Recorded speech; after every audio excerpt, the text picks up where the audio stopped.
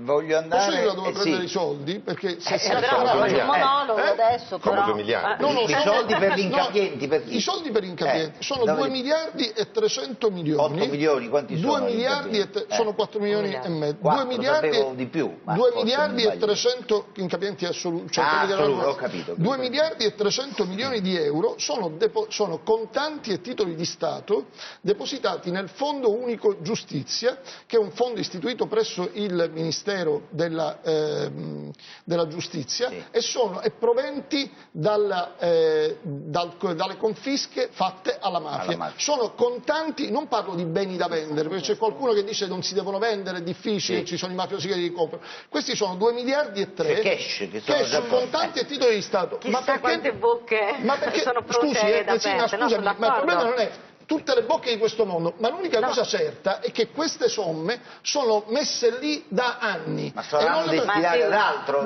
Io credo che la Ragioneria di Stato non passi giorno che non cerchi delle risorse, quindi se fossero così disponibili cash non capisco perché non dovremmo utilizzarle, non è che nessuno è ingenuo, però dai. Questi 2 miliardi... Sto dicendo, ci sono 2 miliardi e 300 milioni di euro depositati nel Fondo Unico Giustizia. Diciamo la Ragioneria di Stato. Vogliamo sapere come si pensa di utilizzarli anziché lasciarli là, perché badate, non facciamo un favore ai cittadini, ma alla mafia nel momento in cui prendiamo i beni e li lasciamo lì depositati, la gente dice ma guarda un po', io ero in commissione antimafia la precedente legislatura, l'ultima missione che ho fatto, ho trovato i cittadini che dicevano quando c'era la mafia si lavorava, perché se il messaggio che passa è non utilizzi i beni, allora ci sono i contanti, bene, diamoli alle forze di polizia, diamo destiniamoli a qualcuno, diamo ai ministeri, usiamoli, perché devono stare lì depositati e poi alziamo l'IVA o le altre tasse? Chiarissimo. E questo io spero di avere una risposta, non l'ho mai ottenuta su questo.